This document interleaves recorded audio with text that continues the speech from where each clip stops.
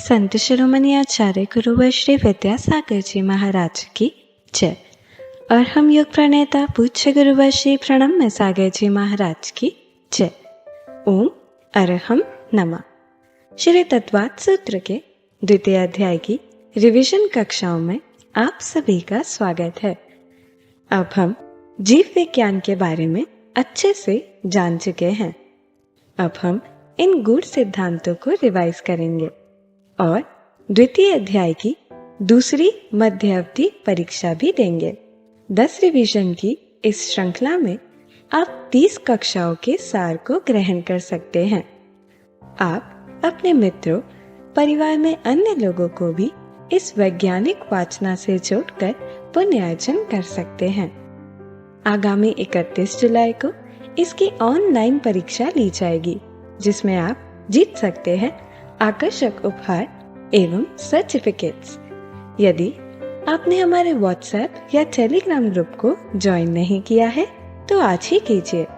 इससे आप अपनी शंकाओं का समाधान प्राप्त कर पाएंगे और क्वालिफाइड शंकाएं पूज्य गुरुवर के समक्ष रखी जाएंगी।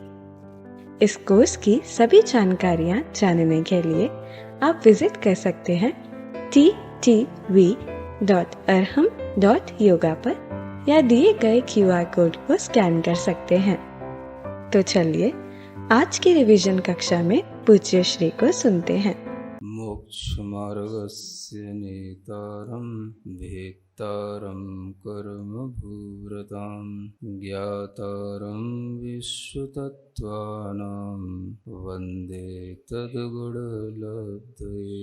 देवादिदेव आदिम तीर्थंकर श्री ऋषभनाथ भगवान की, वर्तमान शासन नायक श्री वर्धमान महावीर भगवान की, परम पूज्य आचार्य गुरुवर श्री विद्यासागर जी महाराज की। तत्वार सूत्र ग्रंथराज के स्वाध्याय में द्वितीय अधिकार के माध्यम से, द्वितीय अध्याय के माध्यम से सूत्रों का विवेचन चल रहा है। 5 शरीरों की चर्चा प्रारंभ हुई थी। शरीरों में प्रदेशों की संख्या की वृद्धि किनमें कितनी होती है यह बताया गया था। आगे चर्चा चलते चलते तेजस और कार्मण शरीर से शुरू होने लगी थी। 2 शरीर जो आत्मा के साथ हमेशा रहते हैं। तेजस और कार्मण शरीर के कारण से आत्मा का कहीं पर भी रुकना नहीं होता, प्रतिघात नहीं होता। ये आपको कल बता दिया गया था। आगे ये बताना चाहते हैं कि इन तेजस और कार्मण शरीरों में इतनी ही विशेषता नहीं कि इनका कोई प्रतिघात नहीं होता। जो उनकी और एक मुख्य विशेषता है वो आगे के सूत्र से कही जाती है। अनादि संबंधे च, अनादि से ये संबंध को प्राप्त हैं दोनों शरीर, तेजस शरीर और कार्मण शरीर। और ये संबंध इनका अनादि काल से होते हुए भी अनादि भी है और सादि भी है। च शब्द से सादि संबंध भी लिया गया है, ऐसा जानना। यह जैन दर्शन अनेकांतिक दृष्टिकोण को रखता है। और अनेकांतिक दृष्टिकोण का मतलब ऐसा नहीं होता कि केवल बातें करने के लिए अनेकांतिक की जरूरत पड़ती है। कुछ लोग इस तरीके की धारणा रखते हैं कि कहने के लिए अनेकांत की जरूरत है, बाकी धर्म तो केवल निश्चय ही होता है। ऐसा कहकर के भी लोग सही नहीं कहते, अनेकांत दर्शन को सही ढंग से समझ नहीं पाते। हम यहाँ देखें कि अगर आत्मा के अंदर कर्मों का संबंध है और वह कार्मण शरीर के रूप में, तेजस शरीर के रूप में वह हमसे जुड़ा हुआ है, तो वह संबंध वास्तव में अनेकांतिक दृष्टिकोण से है या अनेकांत रूप से उसका वास्तव में संबंध है भी कि नहीं। अगर केवल दृष्टिकोण होगा तो दृष्टिकोण तो ऐसी चीज हो जाती है कि भाई चीज तो वास्तव में वही है, लेकिन एक दृष्टिकोण से देख लो तो आपको ऐसा भी दिख जाएगा। तो आचार्य कहते हैं ऐसा नहीं है। अनादि संबंध भी है और सादि संबंध भी है, और ये दोनों ही संबंध यथार्थ हैं। एकांत रूप से यदि हम अनादि संबंध मानते हैं तो भी अनेक बाधाएं आती हैं, और एकांत रूप से यदि हम केवल सादि संबंध स्वीकार करते हैं तो भी अनेक बाधाएं आती हैं। अनादि का मतलब जिसका कोई प्रारंभ नहीं है, कोई भी उसका बिगिनिंग पॉइंट नहीं है, उसको बोलते हैं अनादि। आत्मा और कर्म का जो संबंध है वो अनादि है। आत्मा के साथ कर्म का जो जुड़ाव है वह अनादि है, और इस अनादि बने के कारण से ही आत्मा कर्मों को धारण करता हुआ नए नए कर्मों को भी जोड़ता रहता है। अगर नए कर्मों का बंध न हो तो फिर मुश्किल हो जाएगी। नए कर्मों का बंध होना भी जरूरी है, क्योंकि नए कर्म बंद होने से ही उसमें कुछ सादीपना आएगा। और अगर केवल अनादिपना माना जाएगा तब तो फिर जो जैसा है वो वैसा ही बना रहेगा। अनादि से था तो अनंत काल तक बना रहेगा, आप उसको तोड़ नहीं पाओगे। जैसे आकाश है, अनादि से है, अनंत तक रहेगा। क्यों रहेगा? क्योंकि उसमें कोई भी नयापन नहीं आ रहा है, कुछ उसमें विशेष नहीं हो रहा है। तो आचार्य कहते हैं कर्मों का संबंध जो आत्मा के साथ में है वो अनादि भी है और सादि भी है। अनादि इसलिए है क्योंकि कर्म जो सामान्य रूप से आत्मा में बंधे हुए हैं वो कर्म वही हैं जो ज्ञानावरणादि 8 प्रकार के कर्म हैं, वही कर्म हैं। और ये 8 प्रकार के कर्म अनादि काल से बंधे होकर के भी इन सभी कर्मों की अपनी अपनी स्थिति है। जब ये स्थिति पूरी हो जाती है तो नए कर्मों का बंध भी होता है और नए कर्मों का उदय भी होता रहता है। तो अनादि बंध के साथ में सादि बंध होना भी बहुत जरूरी है। अनादि तो हो गया सामान्य और सादि हो गया विशेष। वृक्षों को देखते हो और ये भी देखते हो कि वृक्षों से बीज उत्पन्न होते हैं। अगर हम ये कहें कि वह वृक्ष जो उत्पन्न हुआ है वो किसी ना किसी बीज से हुआ है, तो बीज कहाँ से आया? वह किसी अन्य वृक्ष का बीज है। बीज जो है वो किसी अन्य वृक्ष से है। और अगर हम देखें कि वो बीज भी कहाँ से आया, तो वो बीज तो अन्य वृक्ष से है। अब ये जो वृक्ष बना वो वृक्ष अन्य हो गया, इसके जो बीज बने ये दूसरे हो गए, और इन दूसरे बीजों से फिर दूसरे दूसरे और वृक्ष बने। सामान्य से कहा जाता है बीज से वृक्ष होता है, वृक्ष से बीज होता है। जब आपसे पूछने बैठेंगे कि बताओ ये वृक्ष अगर यहाँ है तो इस वृक्ष का बीज कहाँ से आया, तो आप कहोगे कि अन्य वृक्ष से आया। वो वृक्ष भी कहाँ से आया, तो वो किसी अन्य बीज के कारण से आया। ये कहलाती है बीज वृक्ष की एक सामान्य संतति, सामान्य परंपरा। बीज से वृक्ष होता है, वृक्ष से बीज होता है, बीज से वृक्ष होता है, फिर वृक्ष से बीज होता है। अगर हम इस सामान्य संतति को ध्यान में रखते हैं तब तो यह अनादि की व्यवस्था बैठ जाती है। बीज और वृक्ष में कौन पहले है नहीं कहा जा सकता है, बीज और वृक्ष दोनों ही अनादि से हैं। आप जैसे ही कहीं उसकी शुरुआत करोगे तो आप फंस जाओगे। तो जिस तरह से इस चीज का कोई भी जवाब यदि आप अनेकांतिक दृष्टिकोण से देंगे तो ही वो फिट बैठेगा, अन्यथा आप जो भी जवाब देंगे उसमें आप फंस जाओगे। ये लॉजिक है। तो उसी तरीके से आत्मा का शरीर से संबंध है, कर्म से संबंध है, वह संबंध अनादि से है। तो इसी बीज वृक्ष की संतति की अपेक्षा से वो अनादि है। मुर्गी या अंडे की संतति की अपेक्षा से वो अनादि है। और शादी कैसे? जो नया नया कर्म का बंध हो रहा है, हम अपने भावों से उस कर्म के बंध में जो नया नया अंतर ला रहे हैं, ये सब जो हम नया कर रहे हैं उसकी अपेक्षा से वो शादी है। जैसी मुर्गी से अंडा हुआ, अब उस अंडे से वैसी मुर्गी होगी, बिल्कुल वही साइज होगा, वही कलर होएगा क्या? अरे उसमें भी अंतर होता है, आपको देखने में नहीं आता। फिर उससे जो अंडे होंगे वो भी अलग होंगे, उससे जो मुर्गी बनेगी वो भी अलग होगी। इसी तरीके से सामान्य के साथ में विशेष का होना और विशेष के साथ में सामान्य का होना, तभी वस्तु व्यवस्था बनती है। एकांत रूप से यदि हम केवल सामान्य को मानेंगे तो व्यवस्था नहीं बनेगी, और एकांत रूप से विशेष को मानेंगे तो व्यवस्था नहीं। अनादि भी उसका स्वभाव है, और साथ साथ अगर हम उसको अनादि मानेंगे तो भी मोक्ष नहीं होने का, और एकांत रूप से सादि माने तो भी मोक्ष नहीं होने का। सादि माना मतलब कि कहीं ना कहीं से उसकी शुरुआत हुई, आत्मा और कर्म की कहीं ना कहीं शुरुआत हुई। जैसा कि आज का विज्ञान क्या बोलता है, एकांत रूप से सादि मानते हैं। सब लोग जितने भी दुनिया में हैं, पृथ्वी की कहीं ना कहीं शुरुआत हुई, सृष्टि की रचना हुई, जीव की उत्पत्ति हुई, जीव कहाँ से बनना शुरू हुआ, कहीं तो शुरुआत हुई होगी महाराज। ऐसा बच्चे पूछते हैं पढ़े लिखे। इन बच्चों को, आजकल के इन नए पढ़े लिखे बच्चों को ये जैन फिलॉसफी सिखानी चाहिए कि ये वस्तु व्यवस्था को जाने बिना आपका कोई भी उत्तर बिल्कुल लॉजिकली फिट नहीं बैठेगा। अगर आप व्यवस्था को शादी मानते हैं, कहीं ना कहीं से शुरू हुआ होगा। अगर शादी हुआ तो इसका मतलब क्या हुआ कि आत्मा में पहले से कर्म नहीं था, प्रारंभ हुआ, तो उसका कोई इनिशियल पॉइंट हो गया। अब कहीं से कोई चीज जब शुरू हो रही है तो उससे पहले तो वो चीज कर्म से अलग थी, तो कर्म से अलग थी तो इसका मतलब है कि आत्मा प्योर था, शुद्ध था। मतलब कि कर्मों ने उसको अशुद्ध बनाया। तो इससे क्या सिद्धांत बनेगा कि शुद्ध आत्मा भी अशुद्ध बन जाती है। यानी कि जिन आत्माओं को मोक्ष हो गया है या शुद्ध भी हो गए हैं, वो भी आत्मा कभी भी कर्म से घिर सकते हैं। तो फिर शुद्ध को जब अशुद्ध बनने का प्रसंग आ गया, तो मोक्ष को संसारी होने का प्रसंग आ गया, तो फिर मोक्ष का कोई मतलब ही क्या रहा? क्यों कर्मों को नष्ट किया जाए, क्यों इतना पुरुषार्थ किया जाए जो मोक्ष जाया जाए, और फिर मोक्ष में भी अगर कर्म ना छोड़ते हैं तो फिर यहीं पे ठीक है। ये बहुत अच्छे लॉजिक हैं जिन्हें आजकल के बच्चों को समझाना चाहिए, पढ़ाना चाहिए। तर्क बुद्धि यदि है तो आप देखो कि जैन दर्शन में हर चीज किस तरीके से तर्क से ही सिद्ध की जा रही है। तो एकांत रूप से आत्मा की शुरुआत मानना, आत्मा या कर्म के संबंध की शुरुआत एकांत रूप से मानना, यह भी गलत सिद्ध होता है। और अगर हम अनादि रूप से ही उसकी एकांत रूप से परिणति मानते हैं तो वह भी गलत सिद्ध होता है, क्योंकि अगर उसमें कोई परिवर्तन नहीं होता, नया शादी बंद नहीं होता, तो हम उसको कभी तोड़ भी नहीं सकते। अच्छा देखो आप कि अगर कभी बीज और वृक्ष की संतति को अगर आप मिटाओगे तो कैसे मिटाओगे? बीज से वृक्ष बन रहा है, वृक्ष से बीज बन रहा है, क्या करना पड़ेगा? कभी आपको एक वृक्ष के जितने बीज होंगे, या तो उन बीजों को नष्ट करना पड़ेगा या उस वृक्ष को नष्ट करना पड़ेगा। जब आपने किसी वृक्ष को या बीज को नष्ट किया तो एक के नष्ट होने पर दूसरी चीज अपने आप नष्ट हो गई। अब आप ये देखो कि एक तरफ तो हम क्या कह रहे थे, बीज से वृक्ष बनता, वृक्ष से बीज बनते। अब हमने इनमें से किसी एक की भी संतति को अगर नष्ट कर दिया, या बीज की या वृक्ष की, तो क्या होगा?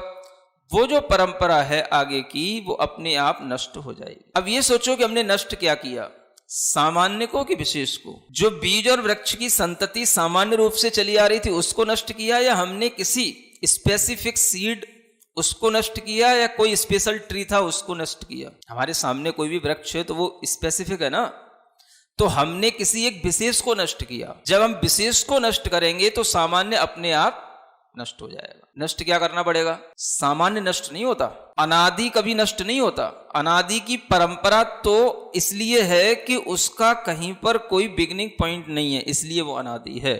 लेकिन नष्ट जब भी करना पड़ेगा तो आपको विशेष जो चल रहा है, जो विशेष बंध हुआ है, वो नष्ट होएगा। जो कर्म आपने विशेष बांधा है वही विशेष कर्म नष्ट होएगा पहले, उसका जो विशेष भाव है वो विशेष नष्ट होएगा पहले, सामान्य तो बाद में नष्ट हो जाएगा अपने आप। विशेष को पहले नष्ट करना होता है। कर्म के फल, कर्म के बंध जो विशेष विशेष होते रहते हैं, और वो सब अपनी अपनी स्थिति को नया नया बांधते रहते हैं, उन्हीं को हमें नष्ट करना होता है। और एक बार जब विशेष नष्ट हो जाता है तो सामान्य भी अपने आप समाप्त हो जाता है। तो आत्मा में तेजस और कार्मण शरीर का जो संबंध है वो अनादि भी है और सादि भी। आज तक आप लोगों ने अनादि तो सुना होगा, सादि की महिमा नहीं सुनी होगी। तो ये जो सादि बंध है ये कहां से आया? तो आचार्य कहते हैं च शब्द से इस सादि संबंध को भी लगाना, अनादि संबंधे च। अब देखो आगे क्या कहते हैं, सर्वस्य, सर्वस्व नहीं है, ये क्या है? सर्वस्य मतलब कि सभी जीवों के लिए यह सामान्य रूप से इसी तरह से तेजस और कार्मण शरीर का और आत्मा का बंध रहता है सभी जीवों के लिए। जितने भी संसारी जीव हैं, कोई भी संसारी जीव इन तेजस और कार्मण शरीर से कभी भी रहित नहीं हुआ, कोई भी गति में नहीं हुआ, विग्रह गति में भी नहीं हुआ, तो अब और अन्य गति में कहां होएगा? तो सभी जीवों के लिए ये तेजस और कार्मण शरीर का जो संबंध है वो अनादि भी है, सादि भी है, और जो पहले बताया गया अप्रतिघात से सहित है वो भी है। ये सब जीवों में लगाना, सबको जानना। अब देखो एक बार आचार्य महाराज ने क्या चिंतन दिया, इस सर्व शब्द से मुझे याद आया, पहले अध्याय में एक सर्व शब्द आया था, सर्वदेव पर्यायेषु केवलस्य आया ना। केवल ज्ञान का विषय क्या है? सभी द्रव्यों की सभी पर्यायों में केवल ज्ञान रहता है ना। अब मैं आपको आचार्य महाराज का चिंतन सुनाता हूं। आचार्य महाराज कहते हैं, देखो यहां क्या लिखा है? सर्व द्रव्य लिखा है। क्या कहना चाह रहे हैं आप? यहां हम ये कहना चाह रहे हैं कि सर्व द्रव्य का मतलब सर्व द्रव्य ही है, सब। सर्व का मतलब अनंत नहीं है। अनंत में तो क्या हो गया, जिसका अंत ही ना हो उसको अनंत कहते हैं, और सब माने समस्त, जो कुछ भी है वो सब द्रव्य को जान रहे हैं, सब पर्यायों को जान रहे हैं, लेकिन अनंत द्रव्य को जान रहे हैं जिसका कोई अंत ही नहीं है, तो उसको जान कैसे लेंगे वो? अब ये चिंतन, क्या उत्तर दोगे आप? इतनी जल्दी उत्तर दे ही नहीं सकते। जब आचार्य महाराज ने कोई चिंतन दिया है तो उसके लिए एकदम से कुछ भी बोलोगे तो आपके लिए उत्तर देना एक तरीके से वो उत्तर आपका खारिज हो जाएगा। अब आप कहोगे नहीं, सबका मतलब सभी होता है। वो तो सब तो होता है, वो तो मैं भी कह रहा हूं सबका मतलब सब होता है। सब में अनंत तो आ ही गया? नहीं, सब में अनंत नहीं आ गया। अनंत अलग चीज है, सब अलग चीज है। कौन कह रहा? ये गुरु महाराज का चिंतन है। तो वो क्या कहना चाह रहे हैं? अब आपके लिए बताना चाह रहे हैं कि देखो, अनंत का मतलब यह है कि जिसका अंत नहीं है। तो ऐसा भी कुछ है जिसका अंत नहीं है। अंत नहीं है, वहां तक वो नहीं पार पा रहे हैं। सबका तो पार पा लेंगे, सब तो जान लिया, लेकिन सबका मतलब अनंत नहीं हो गया। अगर शब्द को पकड़ोगे तो आपको कुछ गहराई समझ में आएगी। अगर अनंत हो गया तो फिर वो अनंत उन्होंने उसका अंत पा लिया, फिर तो ये हो जाएगा। अगर उन्होंने अनंत को भी जान लिया तो माने उसका उन्होंने अंत जान लिया। अगर उन्होंने पूरा अनंत जान लिया तो हम जैसे लोग होते हैं तो फिर क्या करते हैं, ये ग्रंथ उठाएंगे, वो ग्रंथ उठाएंगे, इसमें ये लिखा है, उसमें ये लिखा है, फिर आचार्य महाराज को दिखाएंगे। इसी में आनंद आता है। आप कहोगे ज्ञानियों का आनंद किसमें आता है? तो इसमें आता है। ये आनंद संग में ही रह करके मिलता है। अब मैं क्या तर्क करूंगा उनसे? अगर आपने सर्व शब्द का अर्थ वहां पर आप अनंत नहीं ले रहे हो तो ये बताओ कि दूसरे अध्याय में जो लिखा है सर्वस्य, इसमें फिर ऐसा हो जाएगा कि कुछ जीव छूट जाएंगे जिनमें कि तेजस और कार्बन शरीर का संबंध नहीं होगा या उनके साथ उनका बंध नहीं होगा। तो ये तर्क देंगे, फिर वो अपनी कहेंगे नहीं, वो वहां पर सर्व शब्द का मतलब वहां के लिए सर्व शब्द है। यहां जो हम कह रहे हैं सर्वत्र पर्यायसु सर्वस्य, तो सभी का मतलब जितने भी द्रव्य हैं, जितने भी जीव हैं, अब चाहे अनंत अनंत जीव हैं तो हैं तो सभी।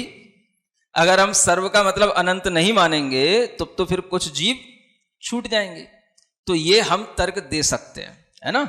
लेकिन उनका चिंतन उनके लिए अपनी जगह पर उपस्थित रहता है और वह उसी चिंतन को कई बार भी अपने संग में लोगों को बताते रहते हैं। और वो सब केवल जो है ज्ञान की एक वृद्धि के लिए और ज्ञान के माध्यम से आनंद लेने के लिए रहता है। तो ये भी जानना कि इस तरह से भी चिंतन किए जाते हैं। पूर्वा पर आप भी कुछ विचार रखा करो, कहाँ क्या शब्द का क्या अर्थ आया है। तो सभी जीवों के लिए यह सिद्ध होता है कि उनकी आत्मा का और कर्मों का संबंध अनादि से है और सादी भी है। यह संबंध किसी भी तरह से कोई व्याघात को प्राप्त नहीं है। अगर जीव संसार में है तो वह अनादि काल से इस तरह से जुड़ा हुआ है कर्मों से। अब देखो आगे क्या कहते हैं, तदादीनि भाज्यानि युगपदे कस्मिन्ना चतुर्भ्यः। अब देखो तत् ये सर्वनाम शब्द है। जब ये तत् इत्यादि आता है, तत् एतत्, तो इसका संबंध पूर्व सूत्र से लगा। तत् माने वह जिसकी आदि में है। आदि माने प्रारंभ, वहां से करना। अब यहां यह बताया जाने वाला है कि एक साथ कितने शरीर एक जीव के पास होते हैं। एक साथ माने मतलब एक समय में, एक काल में। जो युगपत शब्द है, युगपत का मतलब एक टाइम पर। वैसे तो अलग अलग टाइम पर अलग अलग हो सकते हैं, लेकिन एक टाइम पर कितने एक शरीर एक साथ हो सकते हैं, तो ये युगपत माने एक साथ होता है। तो आचार्य कहते हैं एक साथ यदि होंगे तो कितने होंगे, तद आदिनी, उसको आदि लो। तत् माने जो हम पहले आपको बता करके आ रहे हैं, जिसकी चर्चा चल रही थी, जिसका प्रसंग चल रहा था। कौन से? तेजस और कार्बन शरीर, उनसे प्रारंभ करो। दो शरीर पहले हैं, मतलब कि एक तो कभी होना ही नहीं शरीर, रहेंगे तो कम से कम कितने, दो रहेंगे। तद आदिनी। फिर भाज्य माने अब आप उसके विकल्प बनाते चले जाओ। दो के साथ में तेजस कार्बन का एक दो का जोड़ा हो गया। अगर आप इसमें औदारिक शरीर और जोड़ दोगे तो कितने हो गए, तीन शरीर हो गए। अगर वही जीव तेजस कार्बन शरीर के साथ में देव या नरक गति को प्राप्त हो गया, वैक्रियक शरीर मिल गया उसको, तो उसके कितने शरीर हो गए, तो भी तीन शरीर हुए। तो तीन का जोड़ा दो तरीके से बना, तीन का भंग, औदारिक तेजस कार्बन, वैक्रियक तेजस कार्बन। अब देखो कोई परिस्थिति ऐसी, प्रसंग ऐसा बनता है, आहारक शरीर, जिसके बारे में कल भी बताया था, आज भी आगे प्रसंग आ सकता है। आहारक शरीर मुनि महाराज के मस्तक से निकलने वाला एक विशिष्ट शरीर होता है, शुभ होता है। अगर वह आहारक शरीर भी निकलता है तो क्या बनेगा, औदारिक शरीर है ही, तेजस कार्बन है ही, और आहारक शरीर और हो गया। तो ये क्या हो गए, ये 4 शरीर हो गए। ये क्या लिखा है? आ चतुर्भ्य युगपद एकस्मिन्ना आ चतुर्भ्य। एकस्मिन माने एक आत्मा में 4 शरीर ही होंगे। आ चतुर्भ्य, ये जो आंग शब्द होता है आ, ये अभिविधि अर्थ में होता है।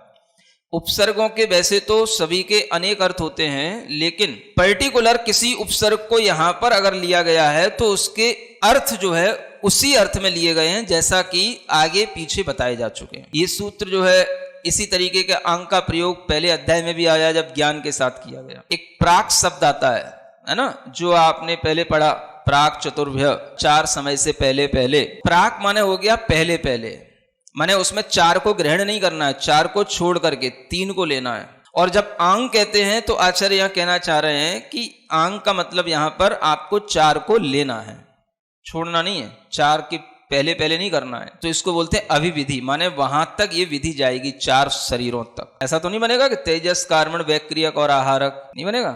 क्यों नहीं बनेगा? क्योंकि वैक्रियक जीवों को, वैक्रियक शरीर वालों को आहारक शरीर की प्राप्ति नहीं होती। तो ये जो है एक साथ रहने वाले 4 शरीरों का यही भंग बनता है। अब आप देखो इसमें 5 नहीं बनेंगे। कभी भी वैक्रियक शरीर और आहारक शरीर साथ साथ नहीं रह सकते। आपके अंदर विक्रिया की शक्ति हो सकती है, मनुष्य भी विक्रिया करते हैं, त्रियंश भी विक्रिया करते हैं, लेकिन विक्रिया करने के साथ साथ उनके अंदर वो वैक्रियक शरीर नहीं आ जाता। विक्रिया करने की शक्ति होना अलग बात है और वैक्रियक शरीर होना ये अलग बात। तो वैक्रियक शरीर वही कहलाएगा जिसमें कि देव और नारकियों की तरह जो उपपाद के द्वारा प्राप्त हुआ हो, वही शरीर वैक्रियक शरीर कहलाएगा। आगे कहते हैं निरुपभोग मंत्यम। अब ये जो अंत्यम माने अंत का शरीर है, ये निरुपभोग्य है, निरुपभोग है, उपभोग से रहित है। उपभोग क्या कहलाता है? शब्द आदि के द्वारा इंद्रियों के विषयों को ग्रहण करना। माने शब्द आदि जो इंद्रियां को ग्रहण करने के लिए, इंद्रियों के विषयों को ग्रहण करने के लिए जो हम अपनी एक प्रणाली अपनाते हैं, ये उपभोग कहलाता है। मतलब क्या हुआ? इंद्रियां होंगी तो इंद्रियों के विषयों को आप ग्रहण कर पाओगे, इसको बोलते उपभोग। शब्द सुनना, आंखों से देखना, चखना, ये सब क्या हो गया? ये उपभोग कहलाता है। तो आचार्य कहते हैं ये जो अंत का शरीर है, कार्मण शरीर, यह उपभोग से रहित होता है। इस शरीर का कोई भी उपभोग रूप कार्य नहीं होता है। इंद्रिय आदियों के माध्यम से इसमें कोई भी उपभोग नहीं होता है। उपभोग कौन करेगा? एक तो औदारिक शरीर करेगा, वैक्रियक शरीर करेगा, आहारक शरीर करेगा। ये शरीर तो उपभोग करते हैं या इनका उपभोग हो सकता है, लेकिन कार्मण शरीर का ना उपभोग होता है ना उपभोग किया जा सकता है, ना वो स्वयं करता है। क्या मतलब हुआ कि कार्मण शरीर में कभी भी इंद्रिय आदि विषयों की उपलब्धि नहीं हो पाती। अब कार्मण शरीर कार्मण काय योग के साथ होएगा, तो समझ लिया ना, विग्रहगतो कर्म योग है। अब इस कार्मण शरीर के साथ में जब ये कार्मण काय योग होगा तो ये विग्रह गति में होगा। विग्रह गति में शरीर तो होता नहीं, इंद्रियां होती नहीं, तो वहां पर वह किसी भी तरह से शब्द आदि का कोई उपभोग नहीं कर सकता। माने वहां पर जीव शब्द आदि को सुन नहीं सकता है। शब्द आदि का उपभोग करने के लिए इंद्रियां होना जरूरी है, और उन इंद्रियों में भी 2 प्रकार की इंद्रियां बताई थी, एक द्रव्येंद्रिय और एक भावेंद्रिय। भावेंद्रिय क्या होती है? जो ज्ञानावरण आदि कर्मों की लब्धियां हैं, क्षयोपशम है और तदनुरूप जो उपयोग है, ये कहलाती है भावेंद्रिय। द्रव्येंद्रियां जो निवृत्ति, रचना इत्यादि के माध्यम से होती हैं, ये कहलाती है द्रव्येंद्रिय। तो उस समय पर विग्रह गति में अगर देखा जाए तो वहां पर भाव इंद्रियां तो होती हैं लेकिन द्रव्य इंद्रियां नहीं होती। भावेंद्रिय का मतलब वहां क्षयोपशम तो है, क्योंकि क्षयोपशम लेकर के जाएगा तभी जाकर के उस तरीके की रचना करेगा। वो पंच इंद्रिय बनना है, 4 इंद्रिय बनना है, उस तरीके का क्षयोपशम उसके साथ में है। तो वहां पर भाव तो है, क्षयोपशम की साथ में क्षयोपशम भाव है, भाव इंद्रियां हैं, लेकिन अभी निवृत्ति नहीं हुई किसी चीज की। वो कहां होगी? जहां वह जन्म लेना होगा वो वहां होगी।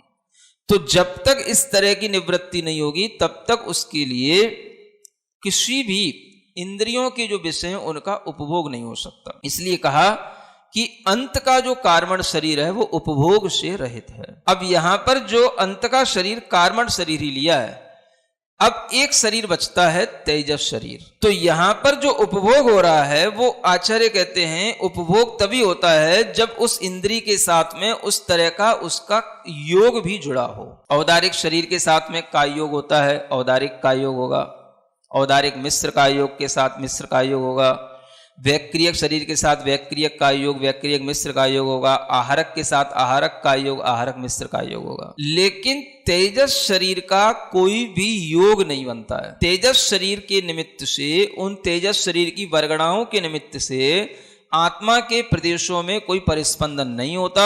इसलिए तेजस शरीर का योग नहीं होने के कारण से उसका यहाँ पर किसी भी तरह का कोई व्याख्यान नहीं या उसका यहाँ प्रसंग नहीं है। प्रसंग किसका है?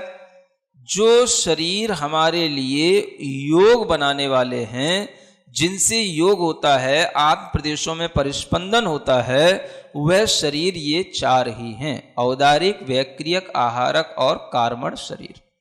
इस कार्मण शरीर को यहां पर इसलिए अंत्यम कहा है। अंत्य माने बिल्कुल अंत का। जो कार्मण शरीर है वही उपभोग से रहित होता है, बाकी के सब शरीरों का उपभोग होता है। माने वह शब्द आदि को ग्रहण करते हैं और उनको भी कोई दूसरा शब्द आदि के माध्यम से उनके लिए जान भी सकता है और उनके रूप आदि को देख भी सकता है ना।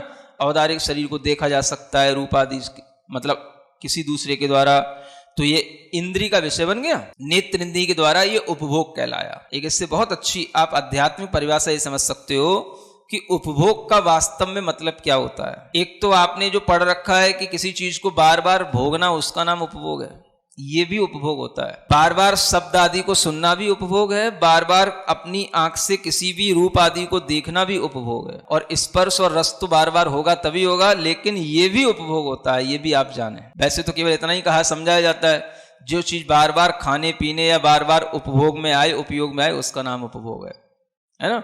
तो आप ये तो कभी समझते ही नहीं कि हम बार बार जो शब्द सुनते रहते हैं ये भी हम उपभोग कर रहे हैं। मोबाइल में आपने सब लोड कर लिया, कैच कर लिया, और मोबाइल में आप बार बार उसी चीज को, उसी प्रवचन को बार बार सुने जा रहे हैं।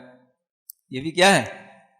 ये शब्दों का उपभोग कर रहे हैं। कम से कम इतना तो ध्यान रखा करो मोबाइल पे ऑनलाइन रहने वालों ये भी कर्ण इंद्री के माध्यम से किया जाने वाला उपभोग है, लेकिन इस पर किसी की दृष्टि नहीं जाती है ना। तो समझो तो ये भी उपभोग है।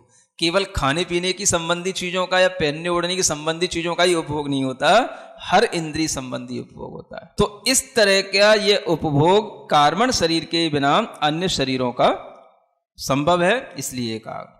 अब देखो आगे कहते हैं गर्भ सम्मूर्छनज माध्यम। अब ये बताना चाह रहे हैं कि ये जो शरीर हैं ये कौन कौन से जन्म वाले जीवों के होते हैं। जैसे आद्यम का मतलब है सबसे पहला शरीर। कौन सा शरीर है? औदारिक शरीर। ये किसको मिलेगा? कौन से जन्म वालों को? तो आचार्य यहां सूत्र बना करके बता रहे हैं गर्भ सम्मूर्छनज। ज काय के लिए आया? उससे जो जन्म लेंगे, उससे जिनकी उत्पत्ति होगी, गर्भ से जिनकी उत्पत्ति होगी, वो सभी जीव नियम से कैसे होंगे? औदारिक शरीर वाले होंगे। और सम्मूर्छन जिन जीवों के शरीर बनेंगे, सम्मूर्छन जन्म से जो उनकी उत्पत्ति होगी, वह जीव भी नियम से कैसे होंगे? औदारिक शरीर वाले होंगे। यानी औदारिक शरीर केवल इन्हीं दो जन्म वालों का होता है, गर्भ और सम्मूर्छनज। फिर कहते हैं औपपादिकम वैक्रियकम। ये जो वैक्रियक शरीर है वो किसका होता है? तो उपपाद जिनका जन्म हुआ, उपपाद जन्म से जो उत्पन्न हुए हैं उनको बोलते हैं औपपादिक। सब ये इकन प्रत्यय लग करके बनने वाले शब्द बन रहे हैं। औपपादिकम वैक्रियकम। जो स्वर होते हैं वो उ जो है औ में परिवर्तित हो जाता है, ई प्रारंभ में होता है तो ए में परिवर्तित हो जाता है, और अगर व्यंजन से वो शब्द शुरू होता है तो वह उसमें दीर्घ आ जाता है। ये इकन प्रत्यय जब लगता है व्याकरण शास्त्रों के अनुसार, और अगर आ आदि स्वर होते हैं तो वो आ तो आ ही बना रहता है, छोटा आ होगा तो बड़ा आ हो जाएगा। तो दीर्घ स्वर होकर के पीछे जो शब्द है उसमें इक लग जाएगा, तो उसी शब्द से वह उसमें होने वाला या उससे उत्पन्न हुआ, इस अर्थ में उसका अर्थ बन जाता है। यानी उपपाद से जो बना, उपपाद से जो हुआ, उपपाद में जिसका होना हुआ, उसका नाम कहलाएगा औपपादिक। विक्रिया से जो संबंध रखता है या विक्रिया में जो उत्पन्न हुआ है, विक्रिया में जो कर रहा है, उसका नाम होगा वैक्रियक। ई का आई हो गया, वी की ई आई, ई का आई हो गया, वैक्रियक। तो थोड़ी थोड़ी व्याकरण भी सीखते जाओ। औपपादिक जन्म वालों का ही वैक्रियक शरीर होता है। अब ये इतना नियम बन गया तो इससे आप अब आराम से समझ सकोगे कि एक साथ 5 शरीर तब तक संभव नहीं जब तक कि वैक्रियक शरीर की ये परिभाषा बनी है, क्योंकि वैक्रियक शरीर उपपाद जन्म वालों का ही बताया गया। आप कोई भी विक्रिया जो और देखेंगे मनुष्यों की, वो सब, चाहे वो चक्रवर्ती विक्रिया करते हैं या कोई करते हैं, वो सब वैक्रियक शरीर में नहीं आती। वो उनकी वैक्रिया शक्ति है जिसके कारण से विक्रिया कर लेते हैं, उपपाद जन्म। उसके बाद में आगे आता लब्धि प्रत्ययम च। अब देखो, कल जिसकी चर्चा चल रही थी, है ना, लब्धि प्रत्यय च का मतलब है कि ये जो वैक्रियक शरीर है, जो इससे जस्ट पहले वाला सूत्र है, उसी से संबंध रखने के लिए च शब्द आया। माने कि ये जो वैक्रियक शरीर है यह लब्धि प्रत्यय वाला भी होता है। लब्धि क्या बोलते हैं? तप विशेष का नाम यहां पर लब्धि है। अब देखो, लब्धि की परिभाषा अलग अलग ध्यान में रखना। कहां से शुरू करी थी मैंने? पहले अध्याय से 5 लब्धियां, है ना, फिर दूसरे अध्याय में 6 उपसम लब्धियां, 6 दान आदि अंतरायों की लब्धियां, है ना। अब ये लब्धि देखो कितने सारे, इसको बोलते हैं शब्दकोश, है ना। एक लब्धि शब्द का कितने अर्थों में उपयोग होता है, ऐसे आप शब्दकोश भी बनाना सीखो, नोट्स बनाने वालों। लब्धि का मतलब यहां पर क्या आ रहा है, और एक लब्धि वो भी बताई थी, लब्धुपयोगौ भावेंद्रियम, समझ आ रहा है ना। तो वहां पर लब्धि का मतलब था कर्म का क्षयोपशम, ज्ञाना वर्णादि कर्म का क्षयोपशम, उस अर्थ में भी लब्धि थी। और यहां पर लब्धि का मतलब है तप विशेष का नाम लब्धि है। तप विशेष प्रत्यय माने होता है कारण, हेतु। तप विशेष जिसमें कारण हो उससे भी यह वैक्रियक शरीर बनता है, ये जानना। अब देखो, कह तो रहे वैक्रियक शरीर बनता है, लेकिन यह वैक्रियक शरीर लब्धि प्रत्यय वाला कहलाएगा, औपपादिक वैक्रियम नहीं कहलाएगा। ये किसके लिए बताया जा रहा है? जो तप करके रिद्धियों से विक्रिया बनाने की शक्ति ले आए हैं, उनके लिए यही सूत्र आ रहा है। जो मनुष्यों में भी होता है, किन्हीं त्रियंचों में भी पूर्व जन्म के अपने उनके तप के प्रभाव से या पुण्य के प्रभाव से त्रियंचों में भी विक्रिया करने की शक्ति आ जाती है, होती है। तो इसलिए यहां पर कहा गया है कि ऐसा कोई भी शरीर वैक्रियक तो कहलाएगा, लेकिन वह औपपादिक वैक्रियक वाला नहीं जानना। ये क्या है?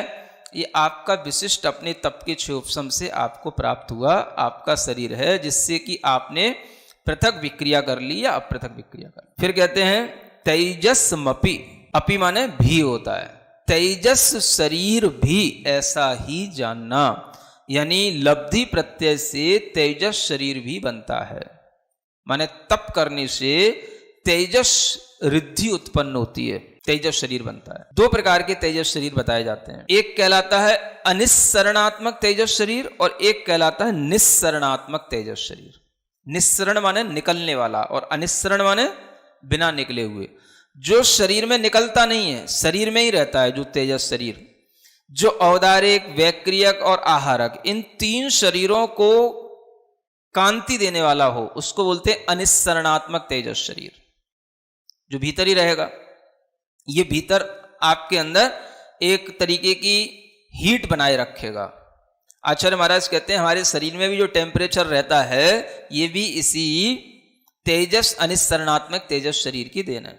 और श्री धवल ग्रंथ में जो टीका है आचार्य वीरसेन महाराज जी की, उसमें लिखा है कि जो हमारे अंदर पेट में अग्नि इत्यादि होती है, जिसके कारण से हम भोजन को पचाते हैं, वो भी यह अनिस्सरणात्मक तेजस शरीर का ही काम होता है। तो इस तरह से हम समझ सकते हैं कि शरीर के अंदर गर्मी, ऊष्मा या शरीर के अंदर ताप, ये बनाए रखने का काम ये किसका है?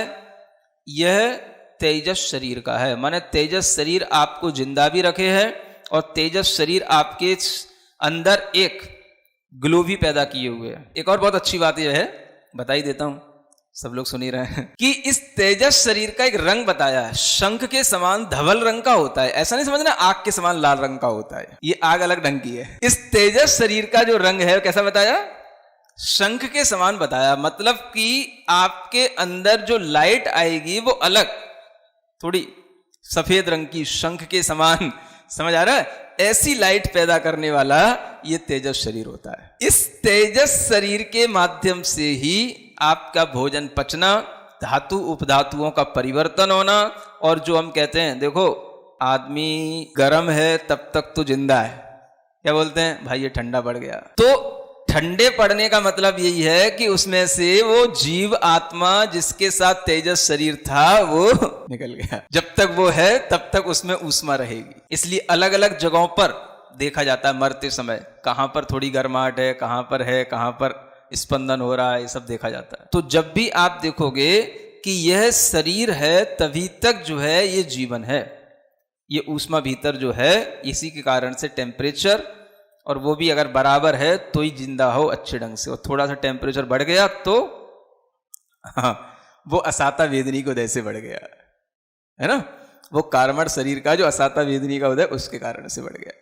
तो इस तरह से यह तेजस शरीर नहीं जो बढ़ गया या कम हो गया, अगर वो अस्वस्थता के लिए है तो वो आपकी असाता वेदनी कर्म का उदय है। जो बराबर आपके शरीर को तेजवान बनाए रखे वो तेजस शरीर का काम है। ये अनिस्सरणात्मक का काम बताया। और निस्सरणात्मक जो आपने सुन रखा है, दो प्रकार की रिद्धियां होती हैं, शुभ तेजस और एक अशुभ तेजस रिद्धि।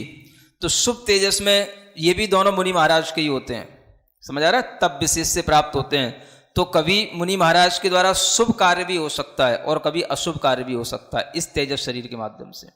तो जो आपने सुना है जैसे दीपायन मुनि का था, तो वो अशुभ तेजस था जिसने सब पूरी द्वारका को भस्मसात कर दिया था, है ना। तो ये अशुभ तेजस होता है। इसका परिणाम तो संक्लेश के कारण से होता है, दूसरों को दुख पहुंचाना, और फिर जो है खुद को भी नष्ट कर देता है।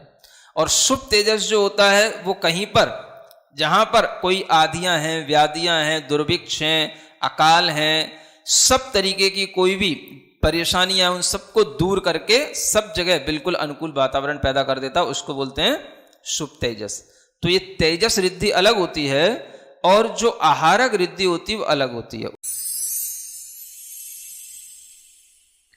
सिरिजिणवाणी जग कल्याणी जग जन मदतम मोहरी जनमण हारी गढ़हर हारी जम जरा भव रोग हरी तिथियराणम दिव्य झुणिम जो पड़ई सुणई मय्ये धारई णाणं सौख मणन्तं धर्य सासद मोक्ष पदं पावई सासद मोक्ष पदं पावई।